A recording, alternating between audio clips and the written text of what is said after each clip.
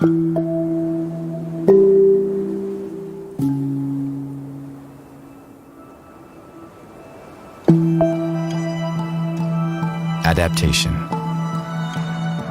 The ability to learn from past experience. The use of knowledge to alter their environment. These virtues defined our creators and drove them to the brink of destruction.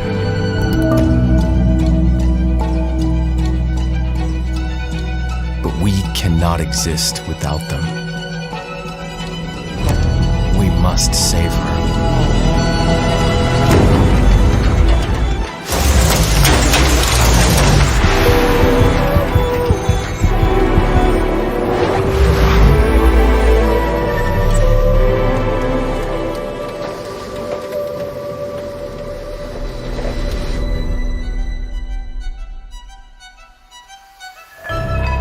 What of our creators exists within us? Humanity has always had the potential to recognize its flaws and choose a better way. Can we save humanity?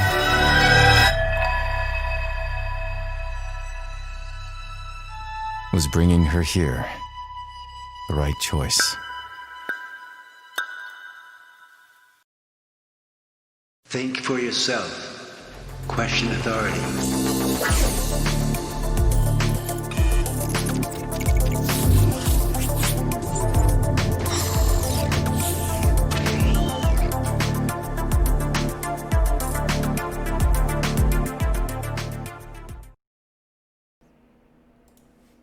What's up, guys? How's everybody doing? Check out my new setup. What do you think of it? Let me know in the chat. How about that for an intro? That was pretty cool, huh? So, what's going on? I have a new camera. It's a 4K camera. It's a Panasonic G7, and I got it hooked up to OBS. I got the Cam Link 4K adapter for my PC, and obviously it's very good. It's great quality. I also got new RGB lighting for the house behind me here, and lighting here, like actual studio lighting. So it's really good. So I hope you guys like it. Hope you like the quality enhancement that I put into it. It wasn't, it wasn't cheap by any means, but this is a hobby of mine. So basically, this is what I'm interested in doing in my spare time. So it's not like my job, but I like to do it the best I can do, right? So it's pretty cool. And so we'll get to all the Q&A and all that good stuff. And so obviously we got a lot to talk about in the world of gaming. We have PlayStation 5 coming. We actually had a game shown by PlayStation 5 on at the Game Awards. That was kind of brushed over, but because it was from a third party from Gearbox. But we had the Xbox Series X shown, and very impressive. And the reason why I showed that intro is because the graphics that they used, the way they made the graphics, you could tell were actually similar to what that intro from the Rebirth demo was from late 2018, early 2019. That the team at Quixel did. And you may not know this, but Epic purchased Quixel so they could actually put their assets onto the Unreal Engine 4 shop or library, what have you, for developers to purchase to use in their games. And what you saw in Hellblade, that trailer, you could tell it was very similar to how it looked in that Unreal Engine Rebirth demo that I showed. So if you recall back, what was it, 2 months ago, back on my channel, we went over this and how developers were making their games to use this new technology. So there you have it. You saw it for yourself. You actually saw a preview of that on my channel first. Obviously, if you weren't a developer, those guys who watch, Quixel and all those things are usually developers making games. So that was really cool that actually we could see the work being done behind the scenes months in advance, and then see it in an actual game in Hellblade 2. So Xbox Series X looks extremely impressive graphically. Of course, the games will have to decide the final verdict of how successful the console will be. That's how it always is, right? But you could see that technology has blown up, right? So the doors have been blown open for what technology can do as far as the where developers are going with their games. So it's really exciting time. And usually, when you start seeing a next gen. When you start seeing the next generation of consoles, as far as the hardware is concerned, as far as the games are concerned, the footage of them, then usually that's when the consensus is that is when next gen starts. Whenever somebody shows that first gameplay or shows the console or shows, the first footage of something in action, that's basically when next gen starts. If you remember with the Wii U back in 2012, the Wii U was launched, and then PlayStation 4 was revealed in February of 2013, just about December, January, February, like 3 months after the Wii U launched. What happened then was, all attention went from, away from the Wii U for various reasons, but away from Xbox 360, away from PlayStation 3, and officially started next generation. Everybody with all their eyes are on next generation from that point forward. And as we know, the Wii U completely tanked right during that time anyway, but that's another story, obviously. But that obviously didn't help things, that the PlayStation 3 and Xbox 360 were basically, put to rest at that time. As soon as next generation was introduced, done. Now you kind of get the same idea here with what happened at the Game Awards. Next generation was introduced. Microsoft took that big first step themselves, which could leave them open for, counterattack by Sony and Nintendo, obviously. In 2020, there's going to be all eyes on who's doing what as far as getting your attention as a gamer to buy their products. So there's all this new hardware coming out. So we'll get into the new Switch and how it's most likely coming out next year. As we've been pointing to, there's even more information we're going to get into in this video, in this live stream, that I've found that points to 100%, definite that Nintendo's working on something that's not the current Switch hardware, and there's proof of it that I'll show you here. So it's really cool. Let's see what you guys are saying. Think for yourself, question authority. Yes, absolutely. That's what this channel is all about. You have, if you're a follower of my channel, thank you, Michael Parker, for the $5.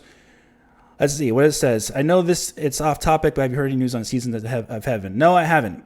It's possible they haven't got the funding for the game and they're just quiet about it, and the game may not be coming. But hey, you never know. Something could come. Maybe for the next Switch. Who knows? But yeah. Anyway, I hope that's still coming, of course. So anyway, yeah, it's pretty exciting. Really exciting time. Next generation's coming. All eyes are on the next generation coming up. Everyone's vying for your dollar, and they want you to put your time on their machines. And what I was saying before about think for yourself, question authority. A lot of the mainstream media doesn't have the time to dedicate to what I have dedicated myself to with what I'm interested in covering on this channel, which would be lots of cool stuff. If you may not know, if you haven't been following me for the last 4 years or so, back in 2015, I started, talking about the Nintendo NX, started discovering things, looking up research on things, and sharing them to the public. And the whole reason why I did that was because no one else was. And it was basically the same kind of thing I'm doing now. Of course, I've upgraded my equipment, I've upgraded the quality of my videos, but same thing I'm doing now. But I was finding stuff that wasn't being shared. And at first I was doing it on my website, nintendogen.com, years before that. And I was sharing information and sending it to Go Nintendo, Kevin Cassidy, who I know.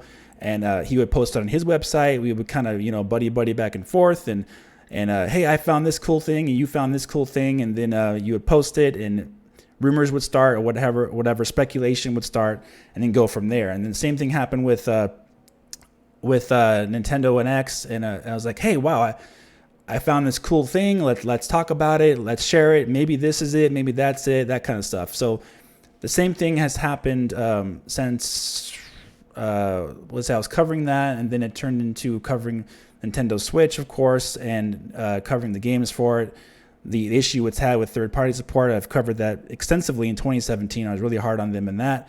And then in 2018, about midway through, I started discovering that without a doubt, Nintendo was making a new console, and there was proof to back it up before the Wall Street Journal reported it.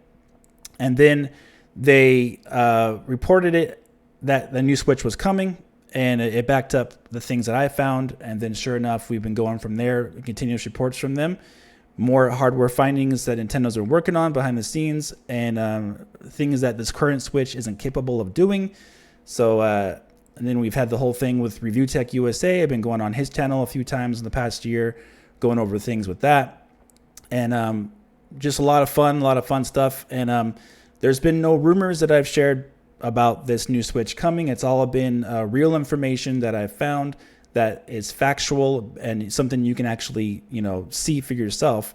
And also going back to the new Switch coming in 2020, there's factual information to back that up as well. I know a lot of people out there assume that Nintendo will wait their 5 years because for whatever reason 2022, but you got to remember that's 3 years from now. So next generation starts next year. It's highly unlikely Nintendo will wait 3 more years to introduce an upgraded system to put eyes on to their product. Okay, but we'll get into that more in just a minute. So before we get into that stuff, Hellblade 2, let's talk about that for 1 second, because it's using technology that, or I don't want to say technology per se, but more like techniques that haven't been done before in gaming. And usually you would have, with environments, developers would create worlds from scratch. They would have to actually design like you would expect, right? Ever since the Atari, ever since Nintendo, Super Nintendo, developers had to actually create their worlds from scratch. Now, though, developers actually have the opportunity to take real life scanned objects from the real world and put them into the game, and it saves them a lot of time. I have talked to a few developers who use the Quixel assets themselves, or Megascans, who have tested it out, and it saves quite a bit of time in development. And the only thing it requires is obviously more processing power, more RAM, and higher bandwidth to have those assets, more storage and things like that. But it cuts out a lot of the development time that developers have been using years. Sometimes it takes them months and months and months just to create a game world or an environment. These scans they use, which Hellblade you could tell was using, which we'll show, has made it so you got photorealistic environments possible with cutting out the time needed to actually create the world yourself. You can use photorealistic environments that you can actually edit and transform in any way you want in the game. So it's really cool. So let's take a look at something real quick here. Let's take a look at this. Just 1 second. So you're gonna think this is really cool. Watch this.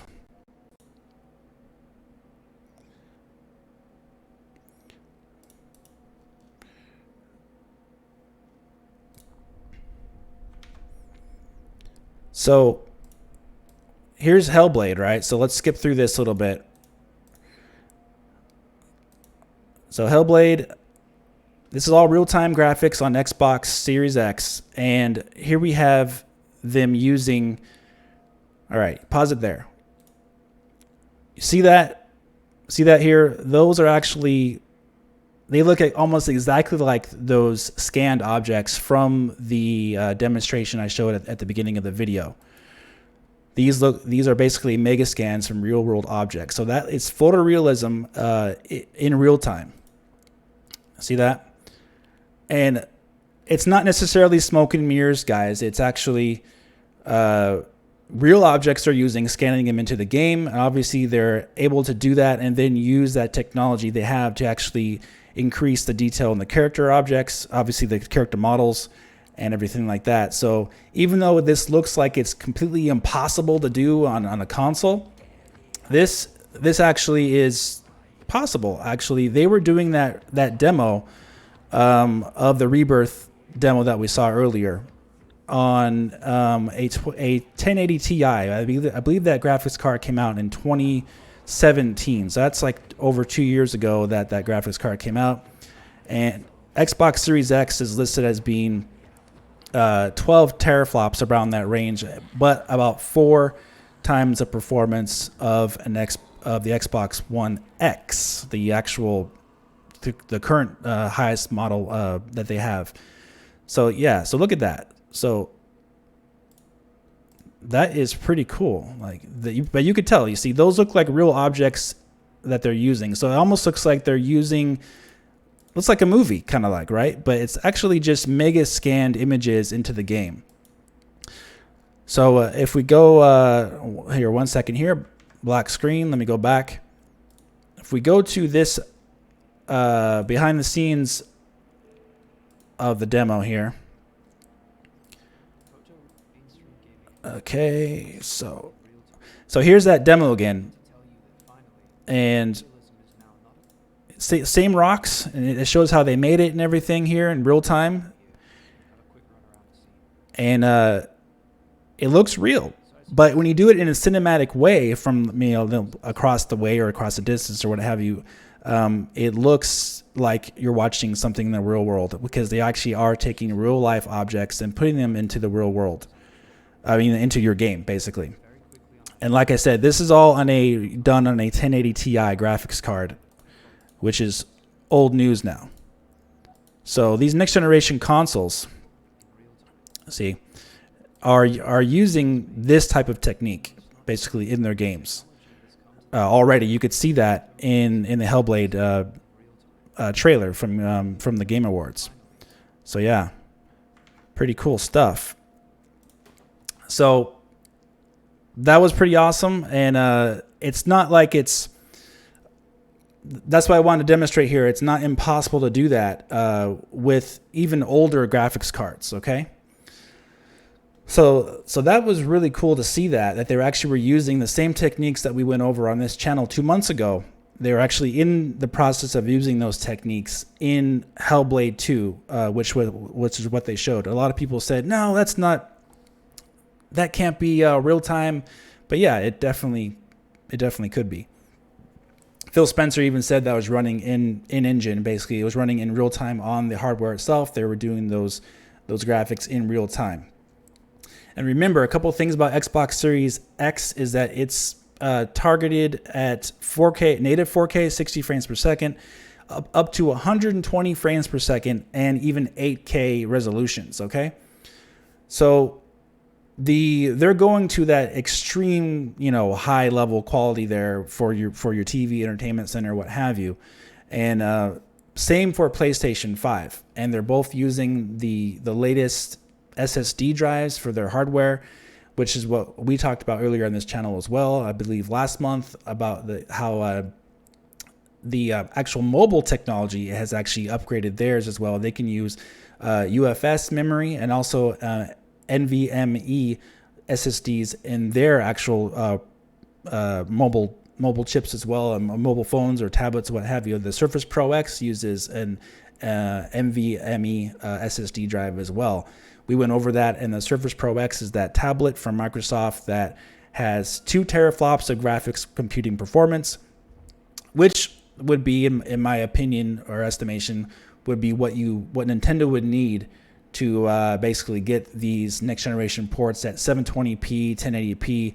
I believe it's like one fourth the power needed, or somewhere around those range. 1/4, 1/5 the power needed to run at 1080p from 4K. So the amount of processing power needed just to run at native 4K is a lot. You saw games are having a really hard time just getting native 4K at all at 30 frames per second in PS4 Pro and Xbox One X. So 4K 60 frames per second, 4K 120 frames per second.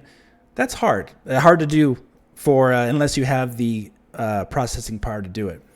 So it's really interesting where these consoles are going, and you saw I believe a PlayStation 5 game as well shown by Gearbox.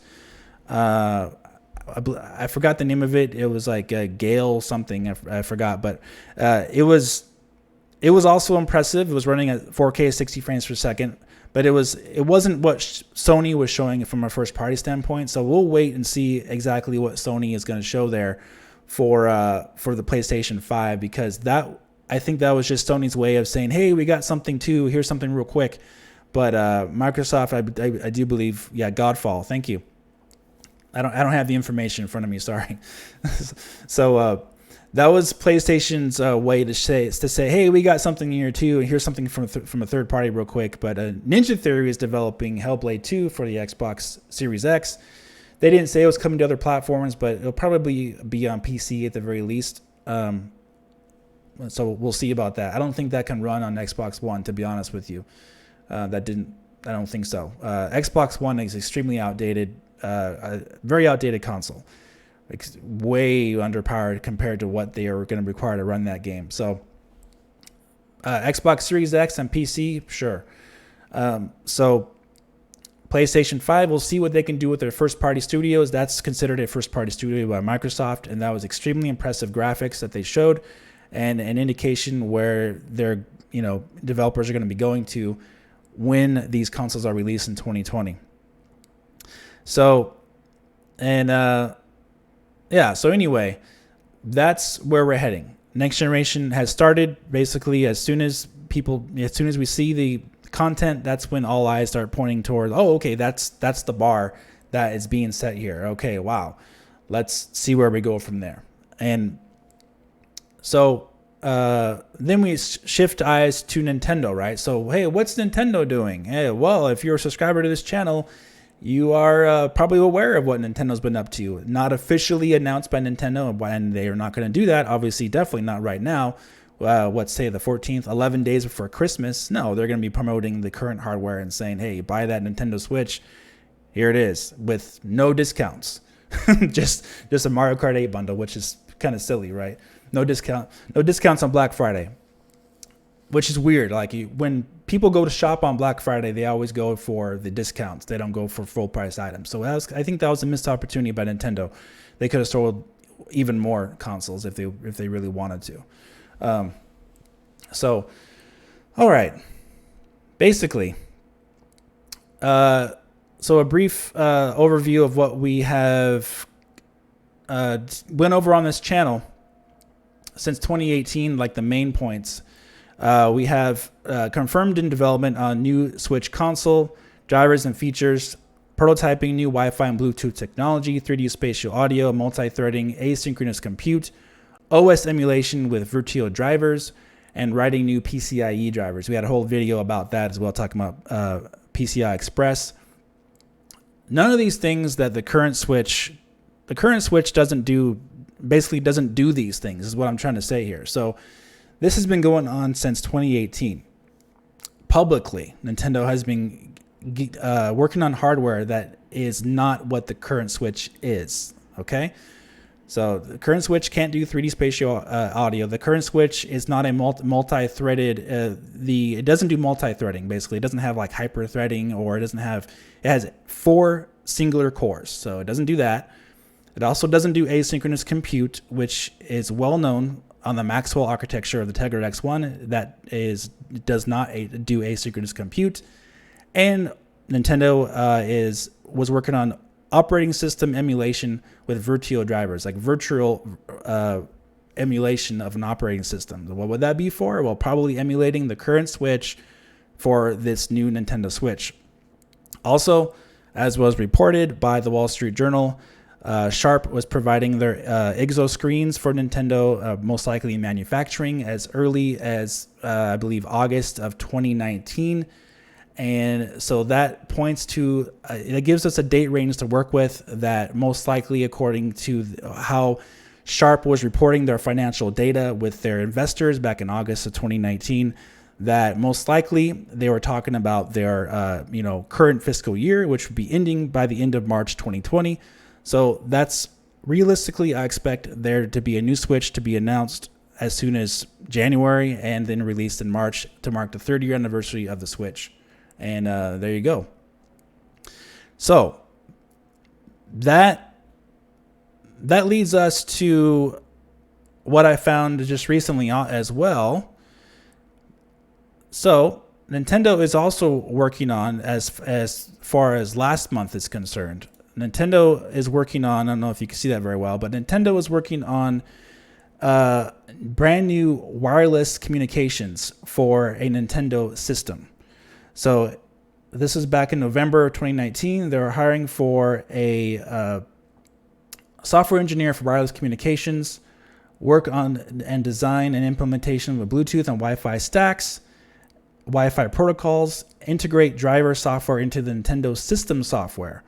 And the reason why this is not for the Nintendo Switch, even though Tegra X1 is capable of LTE, you still need to have the LTE modem inside your console, which the current Switch does not have. So if you look there under summary of requirements, it says that the person working on this Wi-Fi and Bluetooth specifications, they need to have wireless standards such as knowledge of wireless standards such as LTE, Zigbee, Sigfox, and these other protocols that are for, basically like for your wireless network. Like if you have T-Mobile or what have you, or AT&T, they use LTE, and they have those modems built into their phones. The actual modems are those little chips.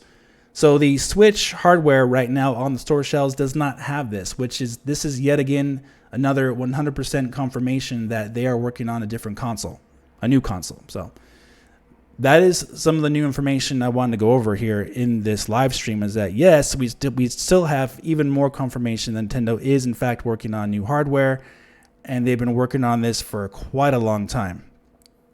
So it's pretty interesting stuff. And that's where we stand right now with Nintendo. So it's they're obviously not going to announce anything right now. Obviously, if they were going to announce it back in September, but they decided to wait, obviously. But now we have next generation consoles introduced, and it comes at a very interesting time, because obviously we have next generation coming next year. And if you look at the history of Nintendo, every single new console generation, Nintendo has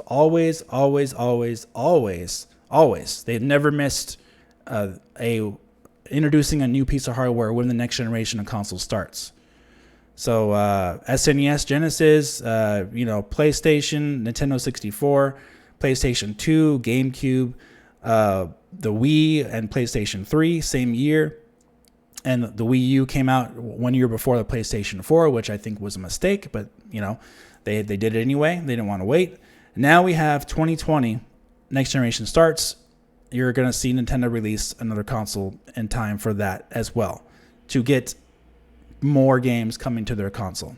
So now the interesting thing about the Nintendo Switch, of course, is the timing of release. I've heard lots of people talk about this, of course. Oh, the Switch is their next generation console. That's they started in 2017, and they're not going to upgrade it until 2022, and because it's 5 years. But when you think about it, the Switch is actually more like a continuation of the 8th generation, which allowed it to get a very small amount of ports from the PlayStation 4, more so than the Wii U. So basically, the Wii U was a failure. It died off in 2016. Nintendo, quote unquote, replaced the Wii U, continue where it left off in 2017, and now here we are, three years later, or almost 3 years later, going into the next generation, where they are due to have another console be released to actually get those games from next generation. It's one of those weird timing things. However, it's not a bad thing at all, because if you look at Nintendo's history with the Game Boy Advance, the Game Boy Advance was selling like hotcakes. It came out in 2001. And sure enough, all of a sudden it was replaced, or quote unquote replaced, by the Nintendo DS 3 years later. And I remember thinking to myself, because I bought one, I've been around for every Nintendo generation since '85. I'm 39 years old, so I've been around. I've seen everything with Nintendo. So Game Boy Advance was awesome. So I was like, man, what's going on with Game Boy Advance? I really wanted the system to continue and keep getting support and getting the big support by Nintendo. But then they introduced the DS in 2004 and released it in 2004, just 3 years after the Game Boy Advance came out. And but the DS was so awesome that I was like, okay, well, this is great. I'll take the DS. And then the Game Boy Advance still got support until about 2005 or so, 2006 even. And then they had to discontinue it, of course. The DS was a complete runaway success, blew the doors off of everything. It was the number one selling handheld device in history for a gaming console. Over 150 million consoles sold. That came just 3 years after the Game Boy Advance, and the Game Boy Advance was selling really well. It was selling like hotcakes, but then of course it kind of dropped off and stopped because they introduced the DS, and it came out to be like 67 million or so that the Game Boy Advance sold. Not bad at all, really good. But I could be wrong, but I think it's about that range for 67, 70 million. But it sold the bulk of that like really fast in the first couple years. So it's, why did Nintendo release the DS though? Oh, because we have some cool idea? Well, not necessarily. The Nintendo did have coming competition from the PlayStation Portable in holiday 2004. So sure enough, PlayStation released their PlayStation Portable in 2004, which was very successful, sold over 80 million consoles. And then Nintendo released their Nintendo DS. It was different enough. It was less powerful, but it was different enough as far as the interaction and the controls and how the dual screens were from the PlayStation Portable that it was able to, still outsell it 2-1 basically when all was said and done. But 80 million for PlayStation Portable is no slouch. That outsold the Game Boy Advance.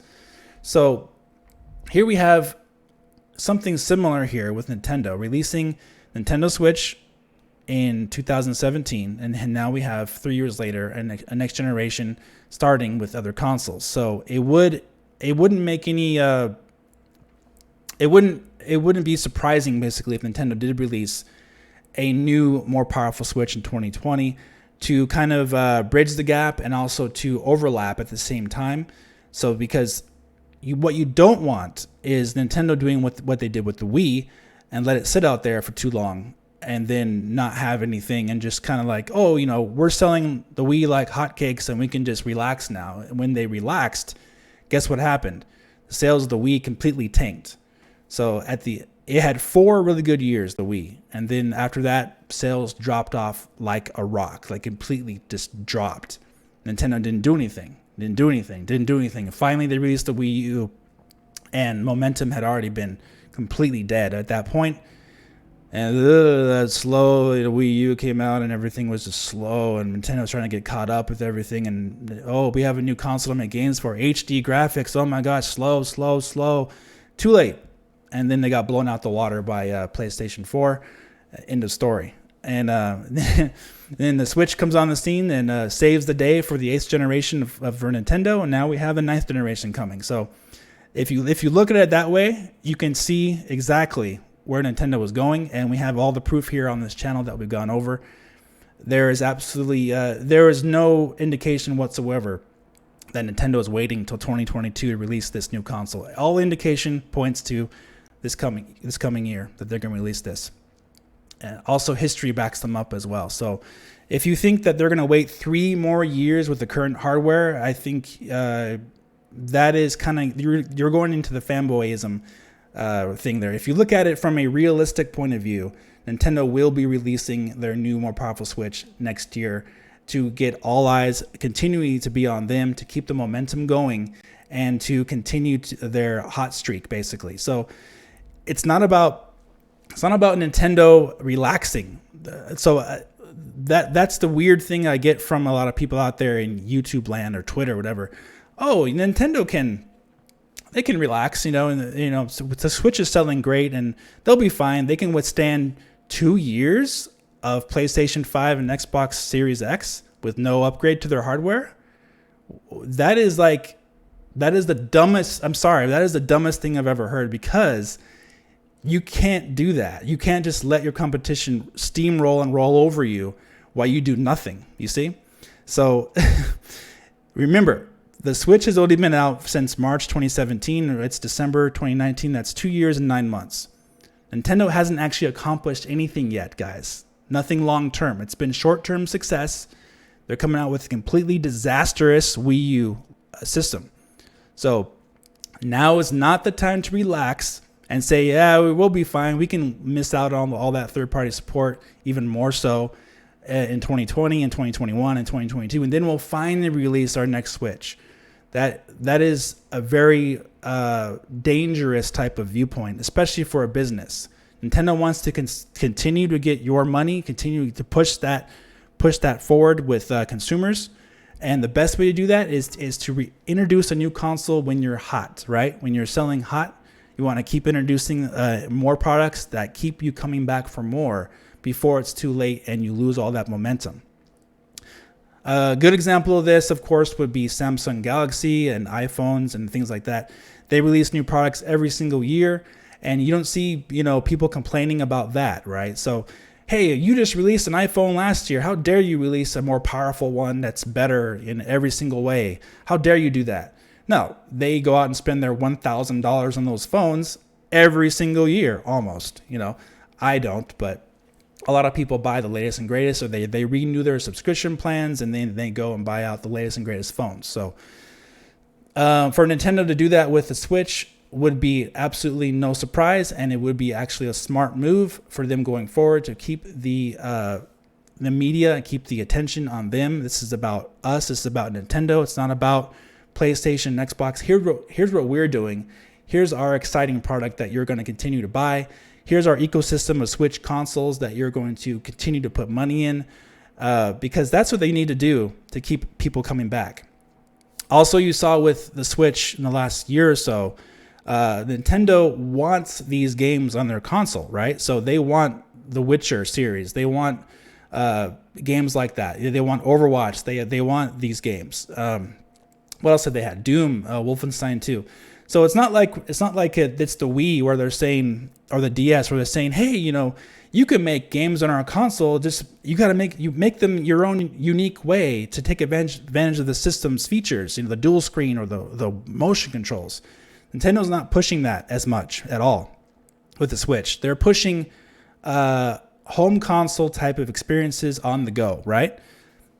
The Switch is a home console that you can take anywhere and play anywhere, anytime. So to continue getting those home console experiences on the go, they're going to have to release a upgraded console to do that. And to continue to get the sales momentum that they need going into the next generation, they're going to have to release a new console to do that. And to continue to have the media and the attention be on them and the gamers and fans buying their products and everything being about Nintendo, they're going to have to release a new console next year. So nothing is realistic in that sense that they need to wait until 2022. When basically you think about that though. Michael Parker, thanks for the $5. Do you think that Nintendo will finally bring out supplemental computing device, and how do you think it will be implemented for streaming? You meant Nintendo could do that. There's no indication or there's nothing I've seen in how they're developing for this new Switch that will show that they're out doing that. But there is technology that will allow them to do that. As long as they have the correct connections in their next Switch, they will be able to have additional graphics processing added to it if they allow for it in the actual Thunderbolt or USB-C type of connections that can allow for graphics processing to be transferred through it. So a good question. Thank you. I know the argument Switch isn't competing, blah, blah, blah, all that stuff, but they are. They're competing for your time, and also Nintendo is competing with them, obviously, because they're trying to get those games that those consoles have. If Nintendo wasn't competing, they wouldn't be trying to get The Witcher 3. They wouldn't be trying to get Doom 2016 and Doom Eternal. And they wouldn't be trying to get The Outer Worlds, these new AAA experiences on their console. If they weren't competing, can you imagine if they got all the AAA games on their console? Yeah, you know what I'm saying? So yeah, Nintendo is definitely competing.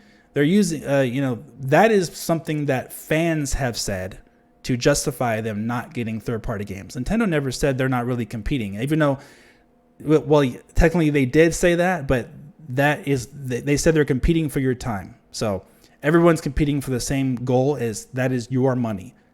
And to continue to get your money, they need to release more hardware, more exciting hardware to continue to draw you back to get it. So yeah, like I said, waiting 3 more years is only going to hurt them. It's not going to help them. They need to have something that runs these new games. If you look back at 2019, they had no Kingdom Hearts 3 on Switch, no Resident Evil 2 on Switch, no Sekiro Shadows Die Twice, which was the game of the year on Switch.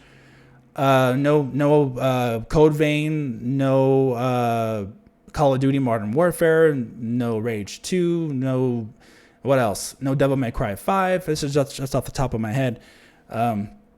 All these games have missed. No Jedi Fallen Order, which was one of my game of the years as well for 2019.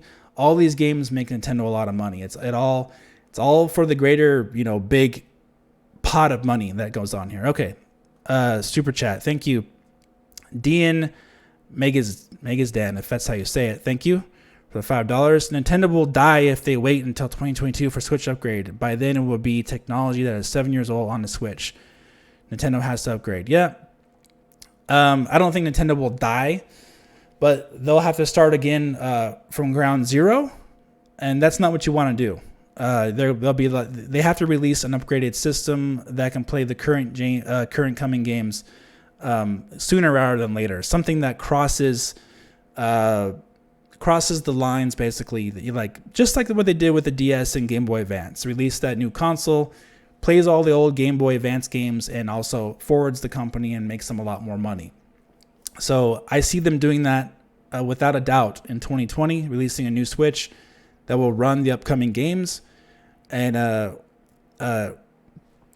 basically continue that momentum Nintendo has before it gets to the point where the Switch is on its last legs, on its 5th year, and it's getting no more support. Sales have died. People are completely invested in PlayStation 5 and Xbox Series X. You don't want to wait until that happens. Now is not the time to relax. You should never be relaxing, actually, as a video game company. Let me know if I'm back in the stream there. I saw that OBS disconnected for a second there.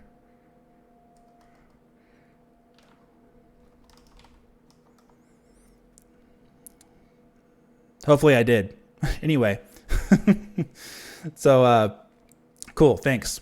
Anyway, what I was saying is that Nintendo can't wait till 2022 and let momentum die off. Just ask Apple and Samsung. Can you imagine if Samsung waited for 3 years to release their next Galaxy? They would be completely destroyed by Apple for 2 years straight until they did that. It's not about Switch being a 5-year platform. It's not about that. The Switch came out in 2017. It has to be, not replaced for 5 years. It just has to be. No, that's not the case, guys. Nintendo needs to continue releasing products to get your money and to get the attention of the other gamers who are buying other products, because other products are far more advanced than what Nintendo was doing. So it's not about has to be 5 years, and it's not about even if Switch is even a next generation Nintendo console, because it's not. It's not a next generation Nintendo console. Nintendo has never even referred to it as that.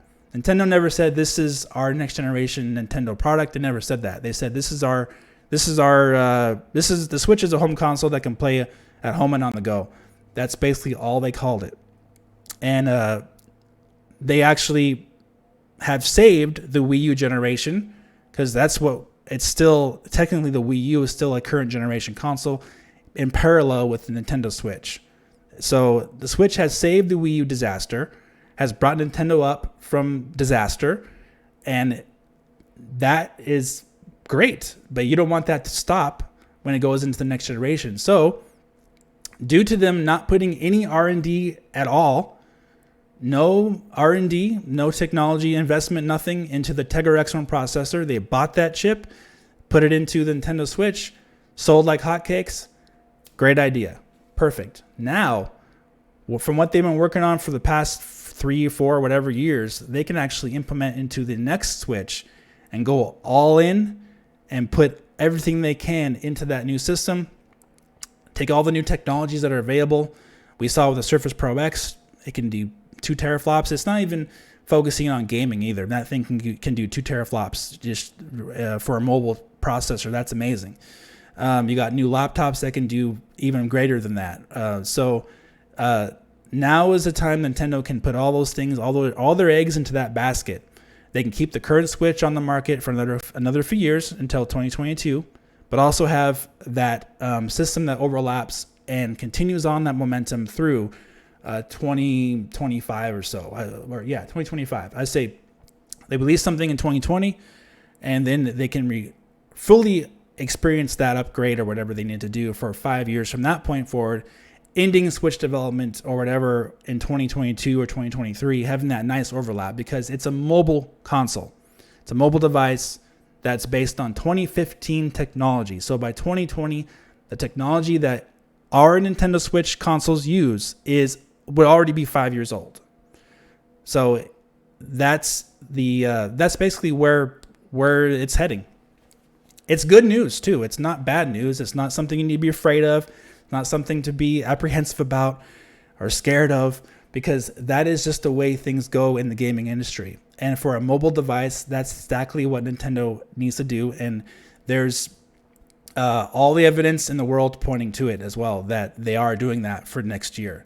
According to the reports, according to everything we've heard, and even Sharp themselves, according to their own financial investments in their Sharp Exo screens, giving them to Nintendo, they're going to be seeing money being given back on those, meaning purchases from the consumer in 2020. So if it doesn't come out in 2020, I'll be extremely shocked. But it's most definitely coming next year, and it's nothing to be upset about. You should be excited for it. And Nintendo's not going to stop support for the current Nintendo Switch either. They're just going to continue on, but you just don't want to have a system that is on its last legs with nothing there to support it. They don't have a 3DS anymore. So, they don't have that to fall back on. So they killed the 3DS. They got the Switch Lite out, but the Switch Lite hasn't sold as well as the Switch so far. If you look at the Japanese sales charts, even in Japan, the Switch Lite hasn't been selling as well as the Switch original device. Because it's quite frankly, the Switch original is the better value. You got TV, you got on the go, you have even a better battery life for the revision. So there's no reason why Nintendo wouldn't upgrade the Switch in 2020 when you think about it that way.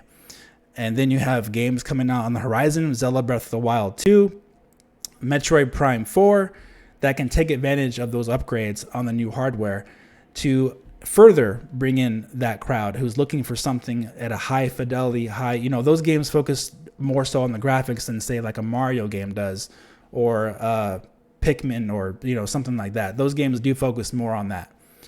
So yeah, they have, obviously this system has been in the works, like I've said, publicly. Back in 2018, there's been public evidence that they're factually not working on the Nintendo Switch hardware, working on new hardware. So next year I see them coming out with it sooner rather than later. Anyway, let's go take a look at the chat. What are you guys saying here? So I keep talking and talking and talking. I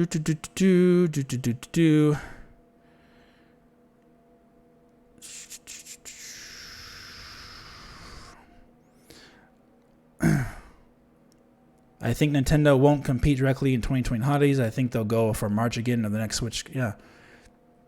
Like I said, we could see something sooner rather than later.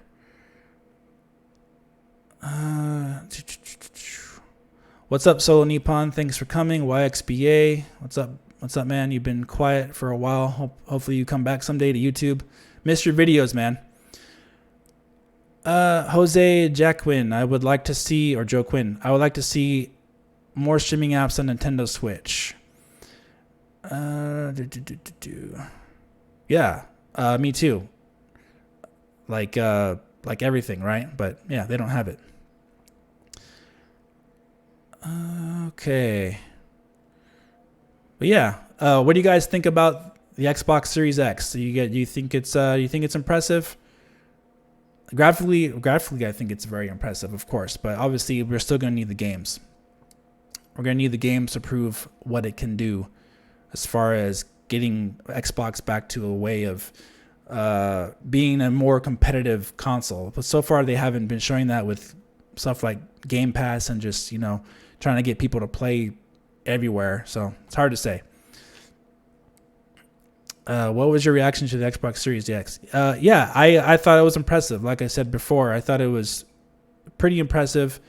And what it could do graphically was obviously way more advanced than what we've ever seen. Xbox Series X looks like a mini ATX PC. Am I wrong? No, you're right. It looks like it. Noah Sanchez, thanks for joining. Hopefully I'll see you next year at E3 too, buddy. I missed you last year. Agree with you on Nintendo not waiting until things are stagnant to release next-gen hardware. Yep, I agree.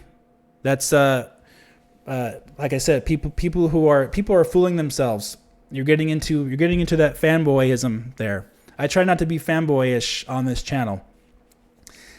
If you say no, it's 2022 and that's it, or something like that, or you're not seeing the big picture of where Nintendo just came from their extreme failure with the Wii U.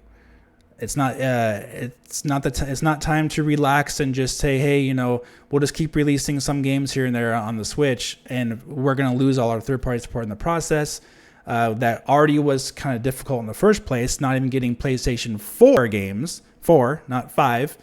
That's not the right attitude for a company making business. Like, fans who defend Nintendo, they are not the ones making the hard choice business decisions behind the scenes. They can say whatever they want and make defense for all they want and say, yeah, Nintendo won't do that.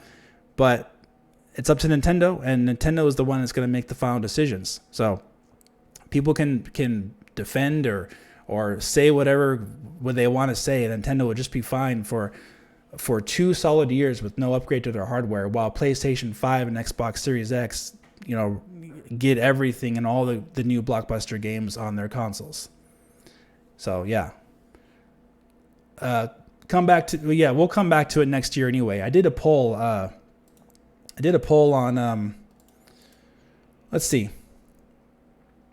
For you guys, I asked you about next gen next year. Thanks for voting, by the way. 382 people voted. I asked fun poll question for my subscribers. How many new next-gen consoles, including variants of a brand, PlayStation, Pro, 5 Pro, or Xbox Lockhart, what have you, do you think will launch in 2020? We'll check back later next year to see what happens. And I said 2, 3, 4, 5, and 6 as your choices. 19% said 2. 47% said 3, and 23% said 4, and 11% said 5 or 6. So some of your comments were Solo Nippon, you said 7. Toyota, Honda will get into the gaming industry, so that will account for more systems. Yeah, good one. Let's see. Jono Diaz said, I'm going for 5, Xbox Scarlet, Xbox All Digital only, PS5, PS5 Pro, and a Switch Pro. That could happen.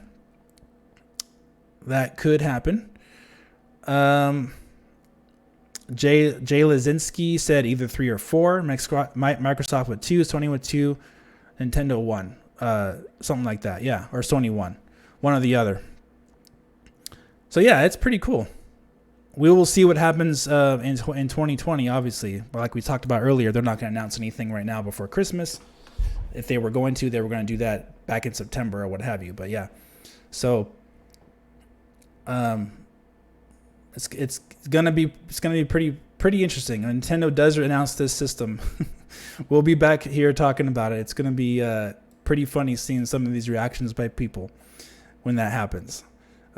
Factual evidence points to it coming next year. I'm not even speculation. So yeah, more than likely it's coming next year. Whether you guys in the chat believe it or not, some of you who don't believe, whatever, because you think Nintendo can just do whatever and just let these other companies take the consumers' money from from you guys. So no. Anyway, let's see. Who else said that? Curry Sutsina. I have a hard time pronouncing your names, guys. Sorry. I voted for Xbox with 2, and PlayStation with 2. I'm not counting on Nintendo to Nintendo Switch Pro. Blah blah blah.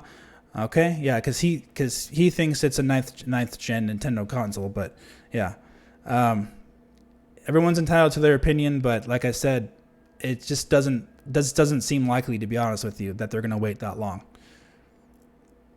If you've been following what I've been going through here on this channel, since mid-2018, it doesn't seem likely they'll wait another 3 years.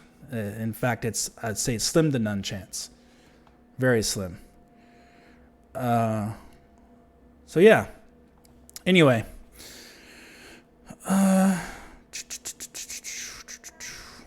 Let's see. Breath of the Wild 2. Nintendo has not given a release date for the game yet.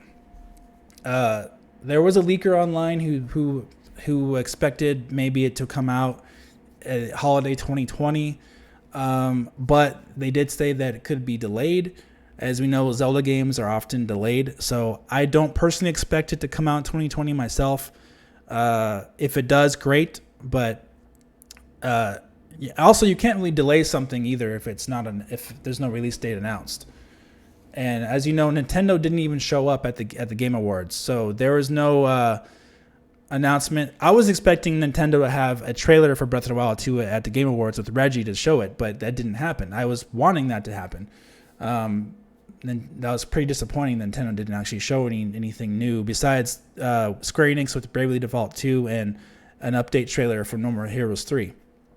Pretty quiet showing by Nintendo. So Breath of the Wild 2 has no release date. So we're at the end of 2019. There's no release date yet for it. So I'm leaning more towards 2021, like a holiday 2021 game for Breath of the Wild 2. But I would love for it to come at holiday 2020 because that would be a great game to have along with their new hardware to launch against PlayStation 5 and the new Xbox. They got that double whammy there. Either that or Metroid Prime Trilogy. I think that would be a great idea to have. But if not, then we'll be looking for 2021 to be the time frame for that game. Metroid Prime Trilogy. Rob Rule Tool Review. He does Metroid Prime videos a lot. If you watch his channel, great YouTuber, great guy. He had a good point in one of his videos recently that if Nintendo doesn't release the Metroid Prime Trilogy on the Nintendo Switch or the new hardware, whatever, what have you, then Metroid Prime 4's sales could actually be hindered by that because you're introducing Metroid Prime to an audience that has no idea possibly about Metroid Prime from the last game came out in 2007. So you have an audience that might have no idea about Metroid Prime at all. So if you don't release the first 3 on the Nintendo Switch, then you're asking for trouble with Metroid Prime 4. In my opinion, I think they do absolutely, positively, 100% do and will release Metroid Prime Trilogy on the Nintendo Switch or this either way on this Switch right now or the next Switch coming up soon. So I think it's a definite because to sell that game, it's a huge game. They had to cancel it and restart it, Metroid Prime 4, which you also talked about in my last video actually I have on the channel, that Retro Studios is working on some very advanced next generation stuff there for Metroid Prime 4. So for them to do that and to not release Metroid Prime Trilogy, I think is a big mistake. So I do definitely think we will see Metroid Prime Trilogy either next year or 2021. But man, I really hope it's next year because we really need to see some more Metroid on Nintendo. And there was a rumor that they were making a Super Metroid remake, which we heard just briefly, but who knows? We'll see. That would be great to see that too. It'll be really fun. All right. Philippine. I hope Nintendo upgrades to a Nintendo Switch Pro, but I don't know if they will. The one thing I hate is Nintendo's inconsistency. Yeah. Well, just like I said earlier, history is on Nintendo's side for these type of upgrades. Every single console generation, they've released a new console. So this is no different. 2020, here comes a new console generation. I expect them to release a new console. something that bridges the gap between Switch and this new generation of consoles coming. Same thing happened with GameCube, Wii. Every single console generation, Nintendo has been there with a new console. Nintendo's not some weak little, company that can't afford to release another console or won't release another console just because fanboys think they need to wait 5 years. They want to make money. They want to get Call of Duty. They want to get the next Cyberpunk. They want to get the next Witcher. And they've proven it by getting these ports, some of them, on the current Switch. So since if they've gone after, like mobile games on the Switch, which they do have in the eShop, but if Nintendo was focusing on different types of experiences, like Blue Ocean strategy, like with the Wii, then yeah, I would agree with you guys. Like, oh yeah, Nintendo's going after a different audience. They're not going after these guys, but they're going after the core gamers, which means they want these core games. They have all the Resident Evil games on the Switch ported, except for the new ones. You see? What does that tell you? It tells you that they're wanting to get these games on their console. The hardware can't run these new games. So what do you do when a hardware can't run these new games in the way that developers want to run them? Well, you release a console that can. It's as simple as that. It's not even opinion based. It's factual. You go look at what they're doing. Go look at what they're working on. It's all factual, not rumor. You want these games on your console. You factually need to make a console that runs them for the developers to port them to. So, yeah. It's not even unrealistic to think about. And Nintendo proved to you, the fans, that they want these games on their console by getting The Witcher 3 on there. That's proof enough right there they want these games. They don't go through all the pain and agony to port, get these developers to Saber Interactive said they had to remake shadows, they had to remake shaders, they had to remake textures and remake water effects just to get that game running on the Switch at all. It took them over a year just to do all those remaking of assets, which is what I talked about months ago. They were going to have to do to get these games running on the Switch. That's a lot of effort to do. So a lot of times Nintendo will go to these developers and say, hey, we want this. We want Red Dead Redemption 2 on the Switch. We want Resident Evil 2. We want Resident Evil 3 even, which is not announced either for the Switch, coming out in April of next year. And developers say, we can't. We don't have the resources to port it to your system. It costs too much money. So the only way to get those games, from what Nintendo has factually proven to you, the fan, that they do want on their console, is to release hardware that can run them in the way developers want to basically port them over from the other consoles to it with minimal cost to them. I don't think it's because developers hate Nintendo or hate working with them. They all want to make money. But there's a limit to how much they want to spend for these ports. So the easier it is to port, the more likely it is you're going to be getting more games like that on new Nintendo hardware. So it's just funny. It's funny how it is, because Nintendo has proven themselves. Like I said, if they were going after games that weren't The Witcher 3, and then weren't Overwatch, and weren't Doom Eternal, and weren't Doom 2016, and weren't Wolfenstein, if they weren't trying to get those games on the Switch, then yeah, I would say, yeah, they probably don't want these games on their console because they're not trying to get them. But since they did, they have proven that they do want these games going forward on their console. So since they have proven that to you, the fans, then it's realistic to see that Nintendo will be releasing console that will run these upcoming games because Nintendo wants it to. Because where is that money?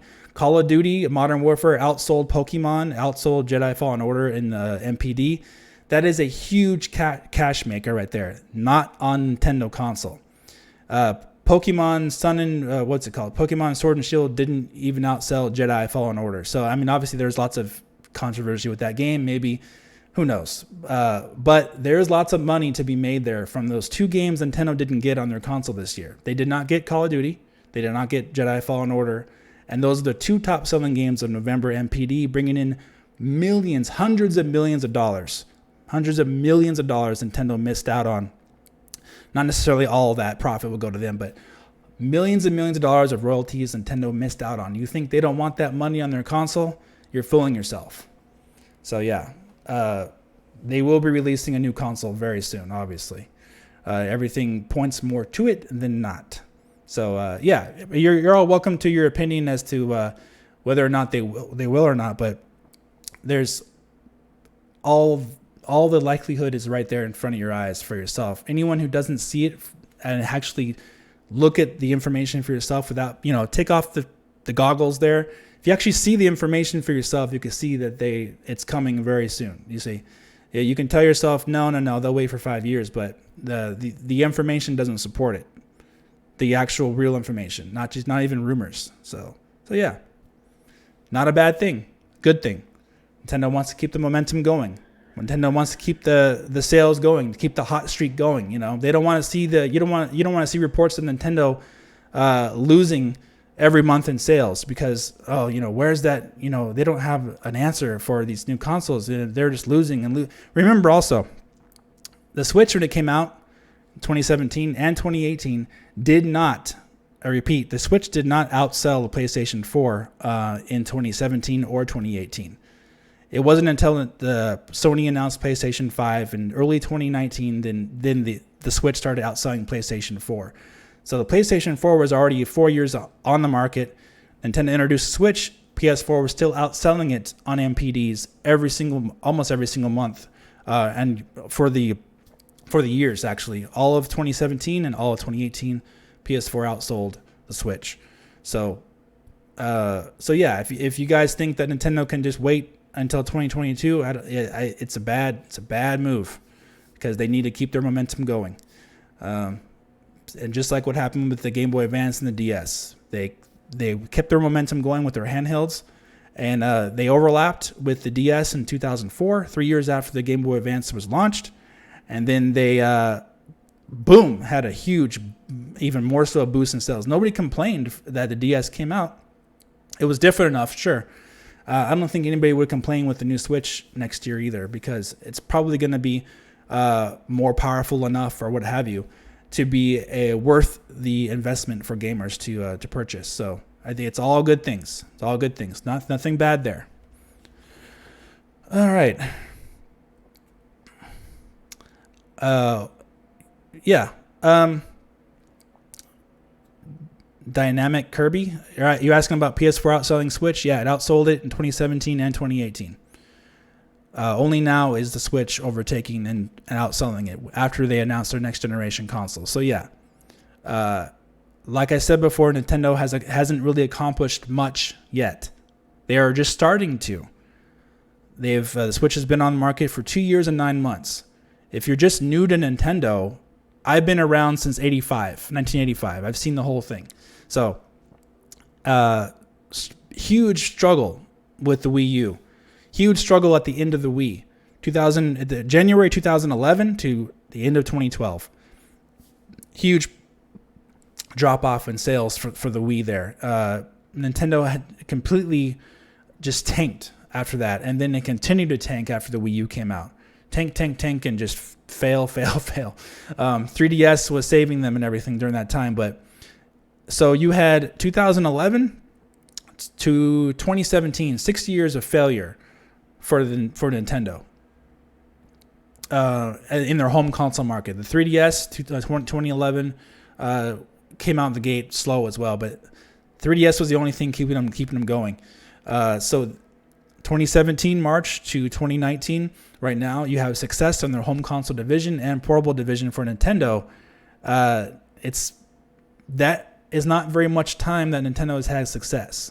So if you're of the mindset to think they can just sit back and let these consoles come in and get all these new games and Nintendo continue to not get absolutely any of them on their console, even though they've proven to you they want them, then you're fooling yourself. So yeah, that's not what's going to happen. Anyway. Okay.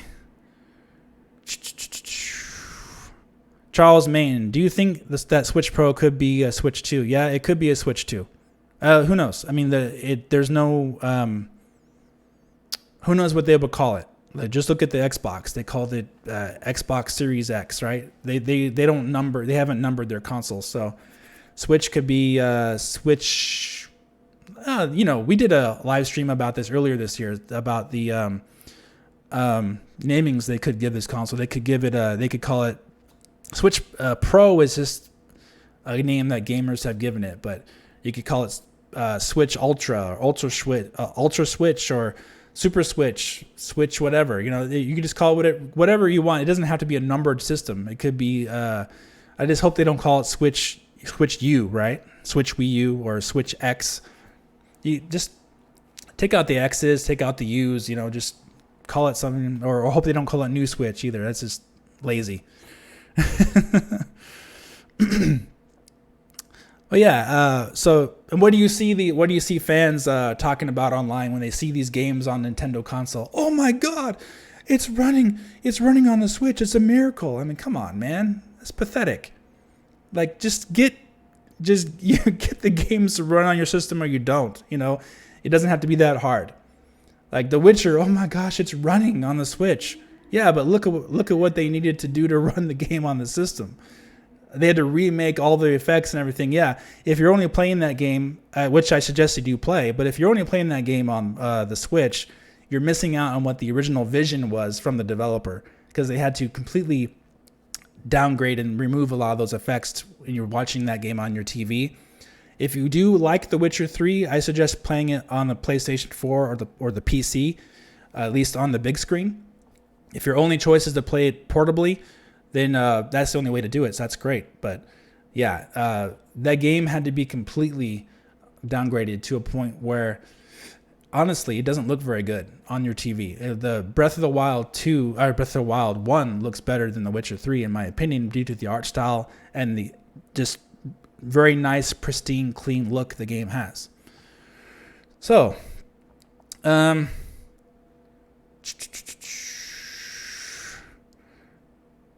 yeah, well, people are not gonna. I'm not gonna. I don't need to debate anybody. By the way, online, SatCon10, because I'm very set in my opinion. There's no need to debate your opinion with someone if you already are comfortable in your own opinion. There's absolutely no need to debate. People who like to debate others, just be honest with you, it's just you're trying to justify your own views, and it's kind of like, why would you need to do that? If you already are comfortable in your own views, people are going to disagree or agree. There's no need to debate your views. So, yeah.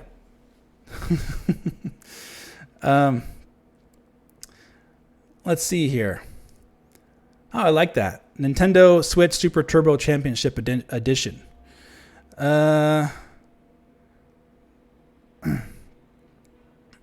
Yeah, glorious 720p. I don't expect you to agree. I've seen your tweets online. You think Nintendo will wait until 2022. Yeah, obviously. Come back next year. We'll talk. Let's see. Ridley Peddler. Dave, would the supposed SCD by Nintendo actually be a streaming box to help with textures and so on? That's it. Even if they release one or not, it doesn't matter. We don't know if they will even release it. So there you go.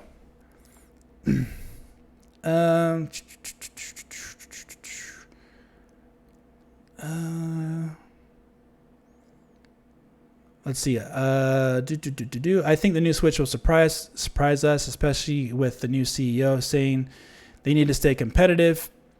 You have to be at least able to run current games to stay competitive. Yeah.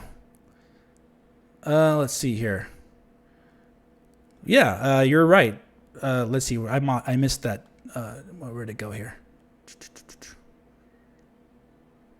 Yeah, exactly. You need to run the current games to stay competitive. Yeah, Gavin. Yeah, that's exactly right.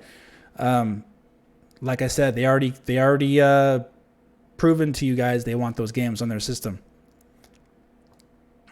Yeah, I know you got your doubts. A lot of Nintendo fans have doubts, dude. So it's fine. If everyone believed whatever I posted on this channel, I probably would have 200,000 subscribers by now, and I'd be like, oh my gosh, yeah. But yeah, I have a very dedicated fan base that follows my videos. But what I'm proud of on this channel is that there's no rumors here. It's real information. It's all information you can actually see for yourself and question authority. It's all we're having a good time here. And I like to explain I like to explain things in detail for you guys so you could see for yourself why I am bringing these things out on these videos. It's very easy to be someone out there who's just doing Nintendo Switch videos and just ignoring these things because if you're a YouTuber, it makes sense. You want to continue on to support the current system that's on the market and just focus just on that. Cover all the new indie games coming out on it. Cover all the eShop stuff. Cover the new games coming on the system, because that's what drives your channel and drives your subscribers and makes you money. But the benefit that I have is that I don't care about the algorithm. I don't do this for a living. So what you get here is my straight up 100% honest opinion about what's going on. You're not going to get any fluff as far as me trying to get you to subscribe to my channel and click on my videos. It's all about me giving you my honest opinion about what I think is happening with Nintendo, and also real information you can actually use and see for yourself what Nintendo's doing from what they've been working on since 2018. Take all the information as a whole, and you can see where Nintendo is going to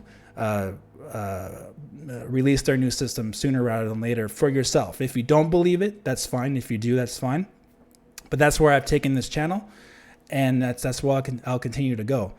But as far as me trying to push a certain narrative, the only narrative I'm pushing is my own opinion, because that's it, and that's all I've ever done. I don't push something here to make money. It's been over 2 weeks since I released the last video. So if I was trying to push that algorithm, I'd be releasing videos almost every day.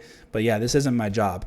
So I only post videos that I'm interested in. So you could trust me 100% that I'm giving you my honest opinion about where I think Nintendo is going as a company, and where I think they are going currently with the Switch hardware, using real information to back it up. None of this here is just my rumor or anything like that. So, but I may share some rumor in the future, but I have heard rumors. Other people have as well, but it's not the right time to share rumors on this channel right now. Right now, we're gathering information, and then in the future, we may or may not actually share a rumor about this stuff when the time comes. But for now, it's all about gathering info and taking it in, thinking about it, and looking at the technical aspects of things, because it's fun, it's interesting, and also looking at what the competition is doing, Sony and Microsoft, looking where these third parties are putting their games, which is on the other platforms. Nintendo's not getting those games still. The biggest selling game of the year, Call of Duty, is still not on Nintendo, which they haven't got since 2013. Yeah, with Call of Duty Ghosts. So yeah, there's a lot to look forward to, and there's a lot to go over. So it's just, we're having a lot of fun here. So hope you guys continue to enjoy it along with me. We're just about, looking, just like I said before, we're all about looking at finding information and sharing it. Like, oh, I found something cool. Let's share it with you guys. Look at what I found. That's basically what this channel has been about since 2015. I have not changed at all. I have completely stayed the same. The only thing that has changed, obviously, is the quality of my content. It's getting better and better, which I'm proud of. All right. Thank you, Wakanani1. We appreciate your honesty. Yeah, thank you.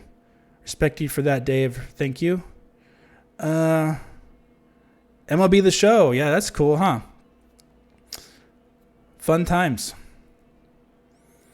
But yeah, a lot of these ports too that the Switch or future Switch can get, as long as the games are easy enough to port, the developers will actually, or these publishers will actually make money on those ports, because say a game costs $200,000 a port on this new Switch, where it would cost normally over $2 million or $1 million a port on the current Switch. They can actually sell less copies of that game on the new Switch and make their money back quicker than it would if it takes longer development time on the current Switch. So there's something to be had there for an easier to port system for developers to flock to give Nintendo their money, so to speak, and then in turn more games to the consumer to enjoy. All right.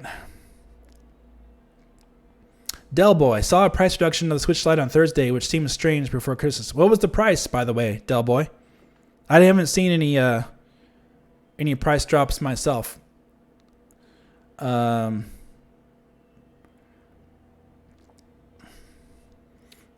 Bruce Wayne, Alien Isolation looks good. Certain games can look good if done right. Like Alien Isolation is a very enclosed game. It's a 5-year-old port from PS4 in the early days. So, yeah, they did a really good job on that one. One of the few. So there you go.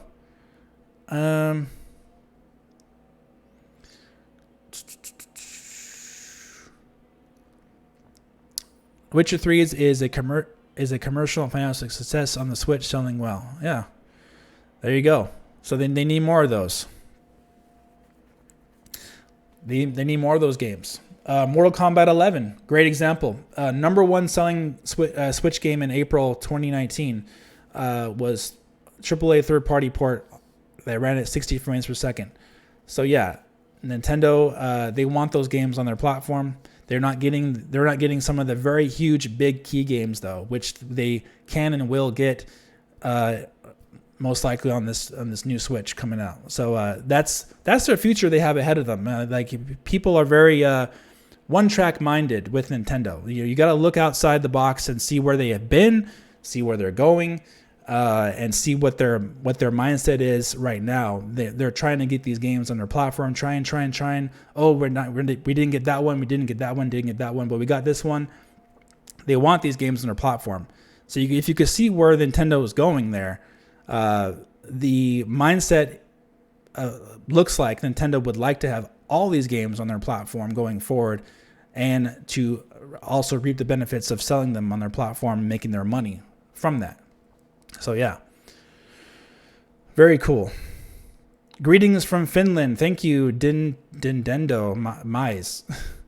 Your names, guys, your names. Again, your names are crazy. The ports of Doom 3 and Doom 2016 are really good. Yeah, they are. Doom 2016, I think, is the best, in my opinion, the best port on the Nintendo Switch for AAA game. I don't think... I guess you could... I haven't played Alien Isolation, but I guess you could argue maybe that game is. But graphically, I think Doom 2016 is more impressive. So I think it's the best one. I honestly congratulate the Saber Interactive for The Witcher 3, but I don't think it's the most impressive looking AAA port on the Switch. It just looks way too muddy and too downgraded, to be honest with you. But Doom was fantastic. Great job by Panic Button there.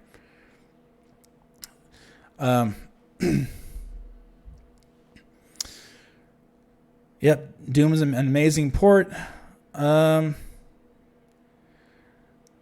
it's hard to say. We don't know. Ed Tenorio 100 still would like to see the full potential of OG Switch. Yeah, I don't know. We may have already seen it, because a lot of these games are. Some of them have looked better. Some of them look worse. It's a crapshoot. So it's like some of these games just don't work on the Switch very well at all. Like Ark Survival Evolved, terrible. It dropped down. Bad.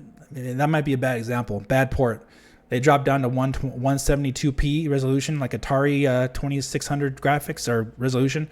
Yeah, but some of these games are downgraded really, really, really bad. It's just some of them are really, really good looking. Some of them are really bad looking. It's you would want consistency though. You want something that looks consistent across the board.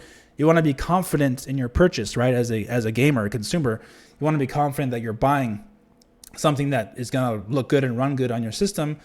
Like, oh boy, I bought this game, and is it going to run good? Is it going to look like garbage? I just don't know. And then you wait for reviews, and you have some reviews of games that say, oh, the game looks good, okay, I guess, for the Switch, if you can stand the real blurry graphics, or it's really low resolution. Sometimes it's hard to find really honest reviews out there, I know, but that's why you just want consistency with your ports. If the new Switch has more power and it's able to run these games at a consistent frame rate, high resolution, you won't have to worry about it. So, yeah, it's all good.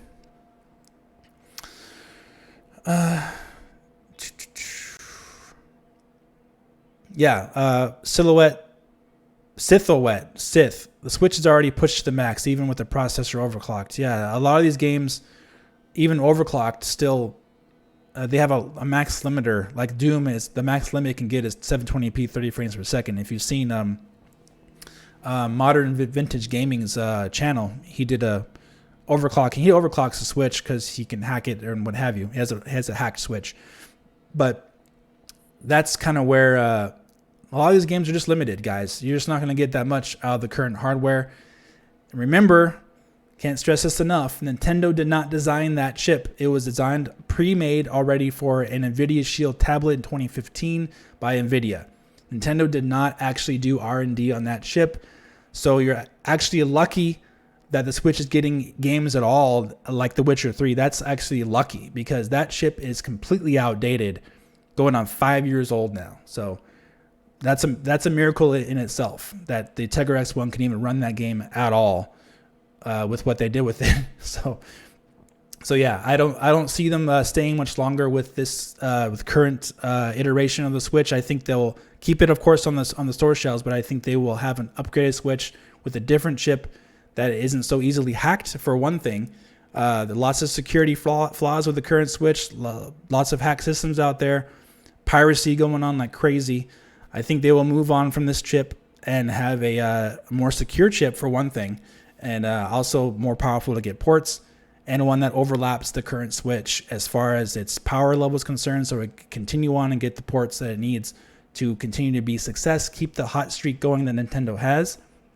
Also take the pressure off companies like Game Freak, maybe who is pressured to release these games on time or what have you. Some of these first-party games, Xenoblade Chronicles 2, seemed like it was rushed. They don't have to rush these games out so much. If Nintendo has AAA third-party support, they don't have to worry about having certain games released at a certain time. They could be more like Sony for once and actually take the time they need more so on these games and release them at extreme high quality. You know, like Breath of the Wild, for example, was released on the Switch with frame rate issues. Took them about 4 months or so, and they finally patched that all out. If they actually didn't release that on launch day, obviously it would have been bad for the Switch hardware sales, but you would have got a better product on launch when the game launched about 3 or 4 months later when they patched all those frame rate problems out. But they had to rush that port to get it ready for launch, and it came out with lots of bad frame rate hitches in that game. And thankfully they fixed it. So that's what you don't want. And that's what Sony, you have to give them props. Sony has not done that with the PlayStation 4. They have taken their time with their ports, and when they release a game, Horizon Zero Dawn, God of War, Spider-Man, when they release these games, they are generally performing very well in terms of their performance, their graphical clarity. They're extremely high quality, but of course you get less of them, but you get higher quality games. Nintendo, you have to admit, has been seemingly forced to release a lot more games a lot quicker to fill the gaps because they're not getting these AAA ports. Like games like they released Mario. What was it last year? They released Mario Tennis, Mario Party, Kirby. All these games. Shorter games. Quicker releases. The quality just didn't seem quite up to snuff. And then they released their big Smash Bros. Ultimate, which was great. But overall, they don't have to be forced. They don't have to feel like they're forced to release all these games so quickly.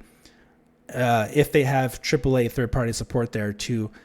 That's what the whole point of AAA third-party support is. It's called support. Supporting your platform. AAA support. It's first-party support brings home the big boys, brings the big quality to your console. Then you got the surrounding support that further enforces that. And then you just take off from there. And that's exactly what PlayStation 4 did. Sold over 100 million consoles. You have to give them their props. The Switch and the Wii U. Nintendo reported over 41 million sales for the Switch. The Wii U is at 13. So Generation 8 for Nintendo. That's let's say 55 million consoles total sold for their home console base. That's only half of what PlayStation 4 has sold. That puts it into perspective. So if people, You think that Nintendo is just, they can just be okay and not do anything, for the next couple years, 3 years, while PlayStation 5 and Xbox Series X comes out. Bad move. You have to continue that hot momentum that they're currently on. Don't let it subside and die off to the point where they have to build up again. It's so hard. Once you let something off and stop, it becomes really hard to build it up again. Nintendo's at the high mode right now, right? So what do? Keep it going. But how do you withstand that big hit that's coming from next generation, from all those developers coming in and moving their projects to other consoles? Well, to keep it going up, you have to add your own piece of hardware there to keep that momentum going. That's just the way it goes. And you also have your current Switch there as well, going along with it, and you support that as well. But you're going to have the other one there as well to keep that momentum rising and rising. What companies want, what investors want, is rising profits, rising revenue. They want to invest. That's what Nintendo continues to do. That's why they keep reporting these positive things to their investors. They don't want it to start dropping. They can't report dropping. And when they do, it's not good, obviously. Like they had to lower their financials for the previous fiscal year. Investors didn't like that. But so Nintendo doesn't want to have a drastic drop. So in order to do that, you got to continue hyping, continue pushing, and continue putting forth, the effort you need to get those games on your console to drive sales forward, to continue that momentum. It's not this. It can't be this rocket ship that just runs out of steam and just dies. It has to be a rocket. It has to be a rocket ship that has enough fuel that maybe go a little slower, go like this, not like this, and then crash. No, it has to be more gradual. That's how you do things in business. That's just the way it goes. So yeah. Just real talk for you guys. Real talk.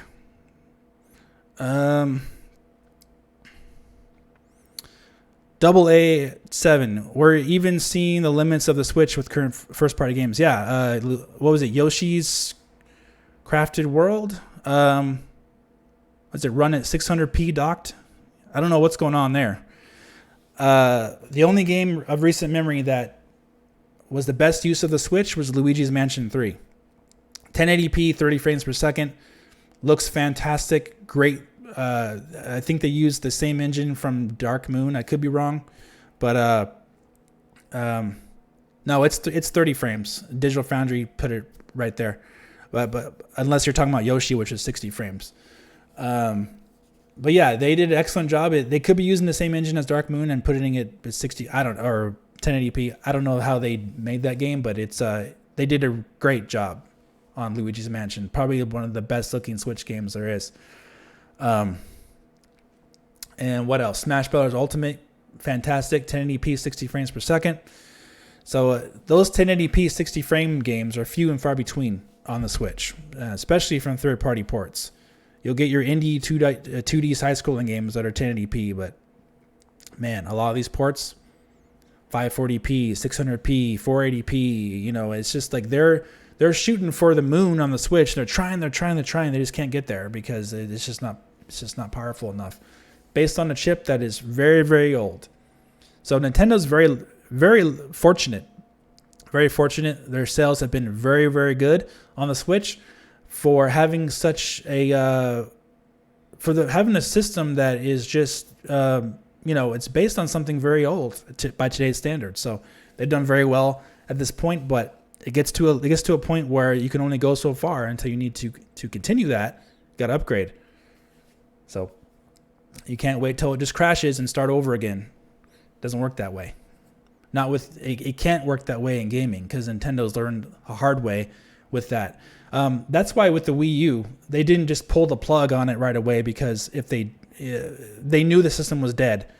So they let it ride it out. It's 4 years, and they weren't in a super rush right away. I mean, to kill it off, because they had to wait just a little bit. But when they did release the Switch, they had to release it then, because it got to a certain point that the Wii U just wasn't making them any money anymore. So they made their money with Smash Brothers and the Wii U, and they had some big releases in the Wii U, and they made some money from software sales, but the Wii U just didn't make them money. So they had to release that console when they did, early 2017. A lot of features missing. A chip that they purchased from NVIDIA, put it in there, and hey, it worked. It worked for them. Now to continue that momentum, it's time to continue that hot streak while they're hot. You know what I'm saying? So just like with Apple, Samsung, all these companies, they continue releasing their products to remain hot in the eyes of the consumer. It's old business philosophy. Okay. Guys, you guys talking about tech stuff in the comment section? Okay. Xbox fridge. Yeah. Xbox cooler. I don't mind the design of the system. It looks like a PC tower, a small miniature PC tower, like 2 or 3 GameCubes stacked together. It's nothing crazy. All right, what are you guys talking about in the chat? Anything? Looks like Wakanani1 is giving some guys some code, or not code, some tech talk there.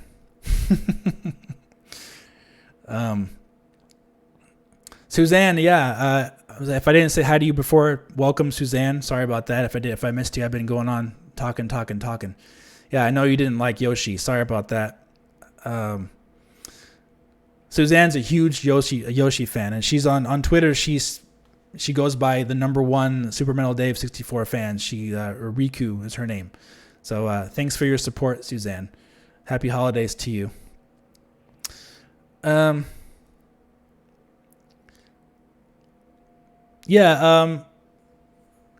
Spawncast, I'm sure I'll be on in the future. I'm not worried about it right now.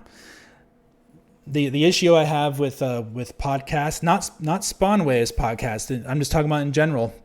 It's very difficult to be on a podcast, especially if you're not on one regularly, because you want your time to talk. So this is great for me to do this on my own, because I get to basically talk,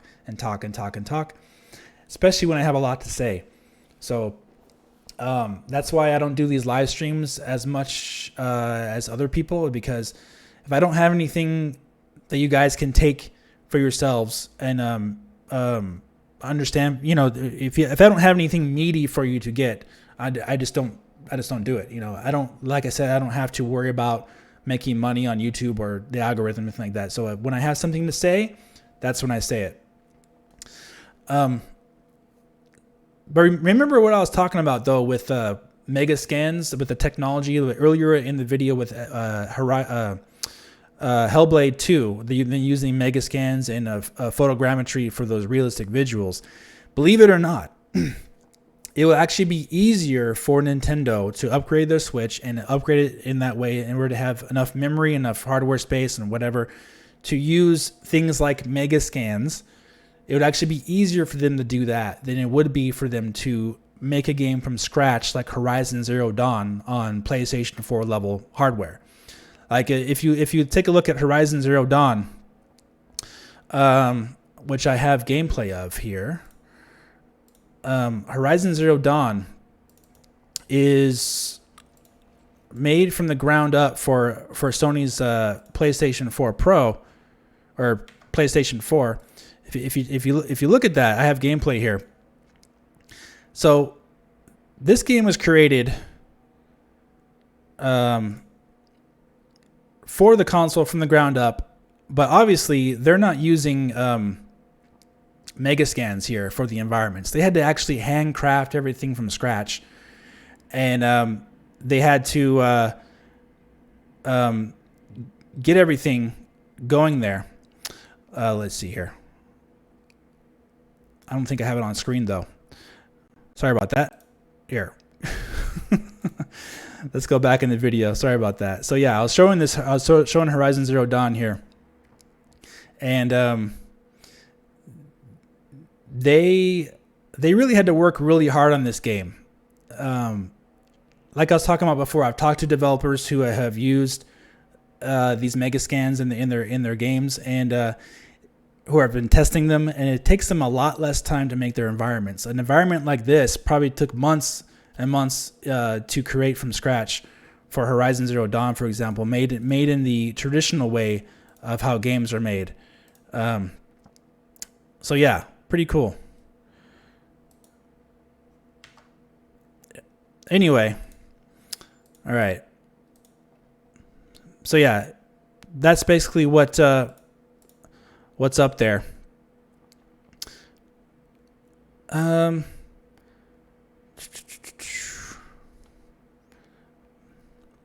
Yeah, I have a Samsung TV. It's a 65-inch QOLED TV. I got it last year for Black Friday. So yeah, it's pretty cool. What's everyone saying here? Jeffrey Joseph, sorry if I missed any of your questions, by the way, guys. Will the Switch Pro be better at emulation as far as older first-party ports? Yeah, I would say it should run games better. If you look at PlayStation 4 Pro and Xbox One X, they all run their old games with better frame rates. Let's see here. Anything else? So I'm coming up on the 2-hour mark, guys. So yeah, we're gonna wrap it up here. Do you have any other last-minute questions before I go? It's been a lot of fun. Thank you for joining, by the way. Hopefully there's less of a delay too on the live chat, because I have it on a more less latency for the chat. So in previous live streams I've taken or had a real long delay on them. All right. So let's see. Today's December 14th. So what we're gonna do is, I'm not sure if I'll have too many more videos for the rest of this month. We'll see. If something comes up, I will post it. If there's breaking news, of course, with Nintendo or something happens, I'll post it. But so with my new setup and everything, I do think I'm going to have more live streams like this in the future. We're going to have more to talk about, obviously, with Nintendo. The new Switch that's coming, it's not going anywhere. There's going to be even more information is going to keep coming about it. So we're going to keep talking about it until they reveal it. We'll do an unboxing here, whatever. We'll cover the new Switch here, definitely. It's going to be really exciting when it does happen, which will be soon. What brand of watch are you wearing, Dave? I don't have a watch on. I think it's just my arm hair, which was just too much. So no watch. How much power would Switch Pro need? Like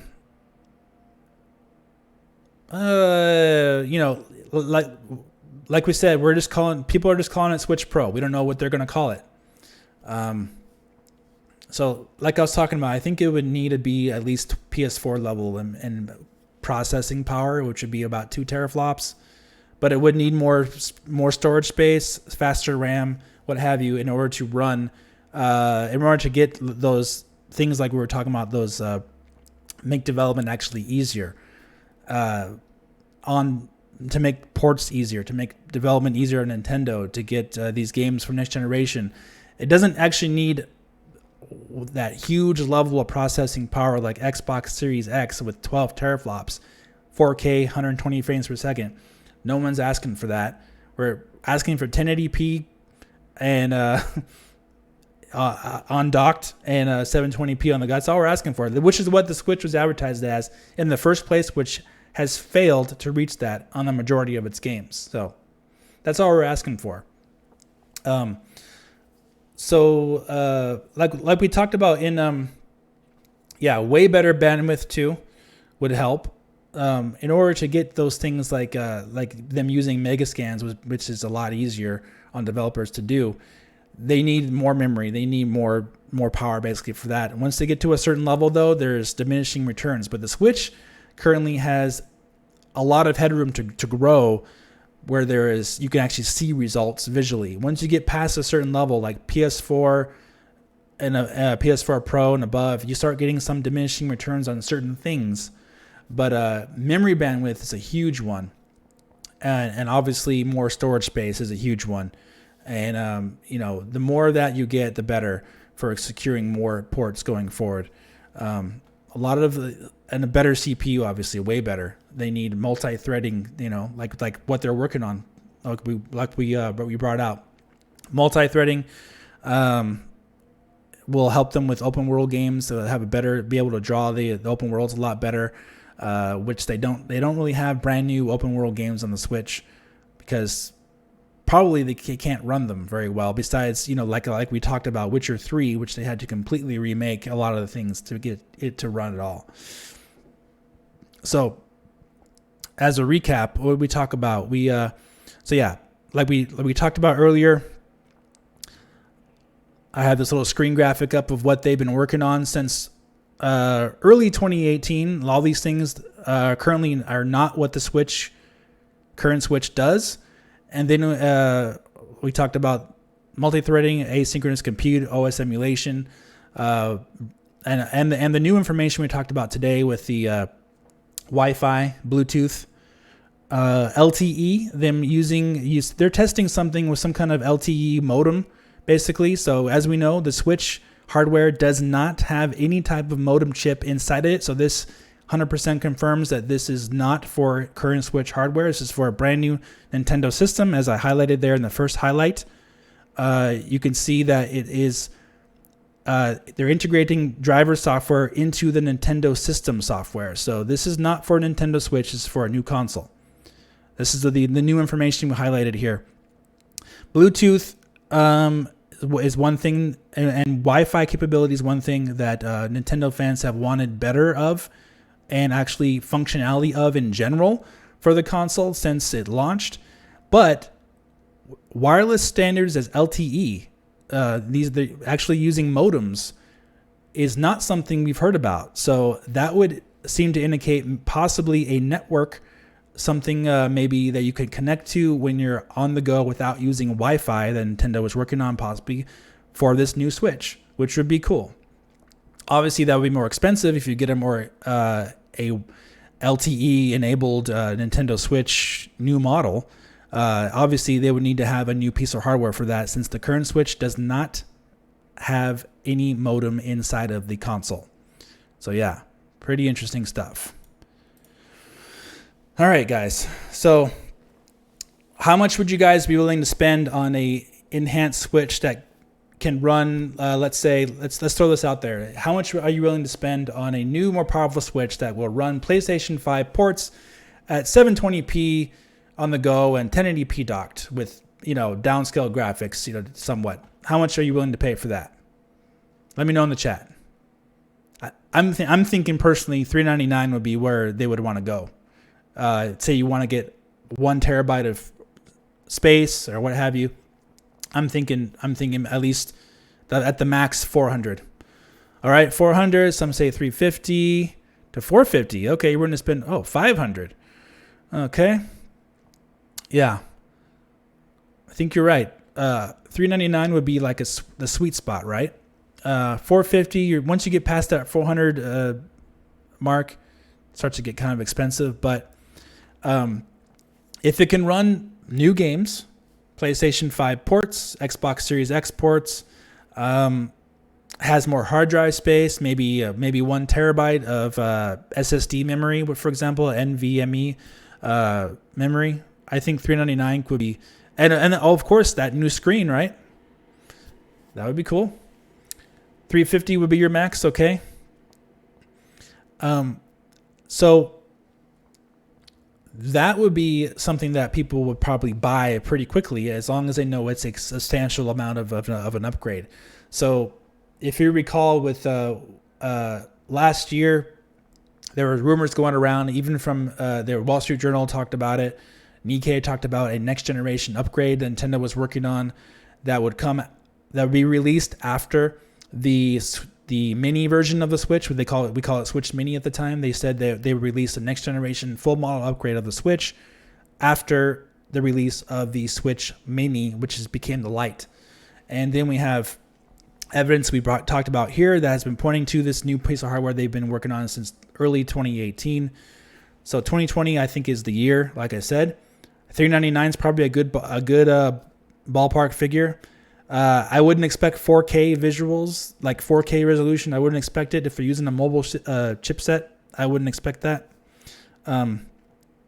If they pull that off somehow, maybe for old games, that would be great, right? But I don't think that for new games they would be able to do that personally. I don't think it's actually possible. But for brand new games, I don't think so. Unless it's some like indie game or something. But yeah, 2 teraflops, $399. I could see that. Remember also, if you've been following my channel, we did the breakdown of pricing for the Galaxy S10, and the SoC that it uses costs like $70, even though they charge $1,000 for that phone. So, and that's like more powerful than the Switch itself also. So the SoCs that they actually purchase that's the core of their system. So cost, you got to think about cost isn't really, you can't think of cost in the same way as you think of cost that Microsoft and Samsung charge for tablets and for cell phones, because they charge way over the amount. And Apple, they charge hundreds of dollars more than what they actually cost them to make. So they're making huge profits on those consoles. Nintendo, on the other hand, they want to make profit on their consoles, but they're looking more like at making $20 to $30 to $40 profit, not $500 of profit on their console. You see what I'm saying? So to get it cost lower, their SoC probably is going to cost $70 to $80 is my estimation, and you will get something similar to a Surface Pro X at that cost for the SoC itself, and you can price accordingly the rest of it. We also saw patents for new Joy-Cons that Nintendo patented back a few months ago, that they could have adjustable tops on them to make it more comfortable for your hands. That looked cool. So all these things are coming together at the right time, and we'll have to wait and see, but it's definitely exciting because Nintendo does need to continue the momentum of the Switch, right? And they do need to continue the momentum of their platform going forward, and they do need to continue to hit their targets that they keep reaching for investors. They can't afford to have like a crash because oh my gosh, PlayStation 5 and Xbox Series X are taking off in sales and we just weren't expecting that. Wow, no, you can't just wait and see for other hardware to sell really well. You have to be prepared and actually release your hardware either before or right at the same time of that to withstand the hit that you will take from those competing console makers that are trying to buy your time. That's not how you do business. You don't just wait to see if other companies will do good. The PlayStation 5 is going to sell well. PlayStation 4 outsold the Switch 2017 and 2018 when it was already on the market. It was outselling it each of those years, overall in each year. So no, you don't wait for those consoles. You release your upgrade now, and you go forward with continuing your momentum, and you make money, and everyone's happy. All right, guys. So yeah, looks like $400 is the winner. You'll have to go back and watch the rest of the stream, buddy. YXBA. I'm about to end the stream here now. It's been 2 hours, so that's usually about what I do. So thank you all very much. Hit the like button, please, if you did enjoy this live stream. If you enjoyed my setup here, new camera, I think everything looks really nice. I did put a lot of effort making this look as nice as possible. The colors just right and everything. So if you did enjoy this and you want more of this in the future, hit the like button, share the video around, and go back and watch it over again to go over everything we talked about. We talked about a lot of stuff. I know some of it's a little technical, and we went over some stuff. So go ahead and watch the video and rewatch it if you need to, and share it with others. Thank you again for your support. Thank you for the super chats. Thank you for coming out and supporting me. And we'll do this again sometime soon. And happy holidays to everybody, and have a great rest of your weekend. And I'll talk to you very soon in the next video. Take care.